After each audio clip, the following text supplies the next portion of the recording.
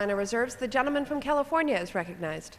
Thank you, Madam Speaker. I yield myself such time as I may consume, and I ask unanimous consent to revise and extend my remarks. Without objection, so ordered. The gentleman is recognized. Madam Speaker, if at first you don't succeed, try again. That seems to be the Democrats' creed and motto. There wouldn't be any need for today's bill if the failed trillion-dollar stimulus package last year had actually worked.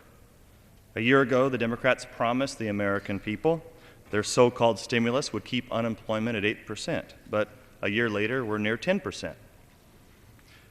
Put simply, you cannot create jobs by dumping $1 trillion into federal agencies. The administration claims that $1.5 billion in stimulus monies saved or created 1,664 jobs in California's San Joaquin Valley, where I live. Even if one charitably assumes the accuracy of these numbers, the federal government has spent a whopping $900,000 to save or create one job in the San Joaquin Valley. Despite spending $900,000 per job, there are still communities in the valley that suffer from 20 to 40% unemployment. In fact, in the wake of the stimulus, we saw 3 million additional Americans lose their jobs rather than the 3.7 million jobs that are now being promised by the Obama administration. Sadly, a record 16 million Americans are now unemployed because the stimulus promises were empty and unaffordable. Is it any wonder why the American people continue to ask, where are the jobs? It appears that the stimulus was not very stimulating outside of Washington. So here we are, back again, with yet another multi-billion-dollar plan slapped together by the Democrats that will probably once again fail. Madam Speaker, the Soviet Union experience sadly taught us that just because you're going to grow 1 billion bushels of potatoes does not mean that there will be potatoes on the shelves.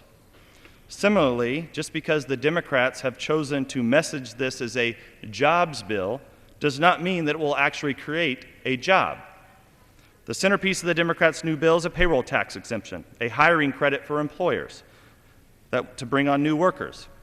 While I give the Democrats credit for acknowledging that tax cuts are preferable to spending increases, the sad reality is that this is a political charade and it won't work. How do we know? Because the same idea didn't work when Jimmy Carter tried it in the late 1970s. Numerous studies by noted economists from all across the political spectrum have confirmed that these temporary hiring incentives will have little, if any, positive effect on jobs.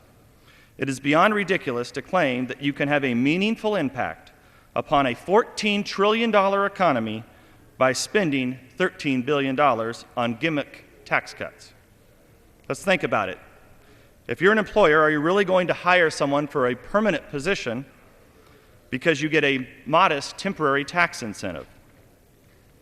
We could have improved this bill had the Ways and Means Committee actually held a hearing and a markup, but once again, we see significant tax legislation taken directly to the floor without a committee hearing, without a committee markup, and without an opportunity to even offer amendments.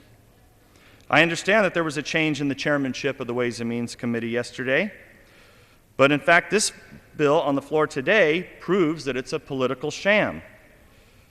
It is far from serious to enact sound policy to improve our economy when you can't even decide who the chairman of the Ways and Means Committee is going to be. You don't have to read Adam Smith to know that markets cannot thrive with uncertainty. What employers really need from Washington is the assurance that the Democrats' massive, big government tax and spend agenda isn't going to drive them out of business. Employers face uncertainty about the Democrats' massive takeover of the healthcare system, about the new $1 trillion cap-and-trade energy tax. They face uncertainty with environmental regulations, like those that have driven 84 sawmills from California since 1989. And they face uncertainty about the largest tax increase in American history that will be enacted this year. Madam Speaker, employers don't need more federal spending to create good private sector jobs. They already know how to create good jobs, if Washington would just get out of the way. I reserve the balance of my time.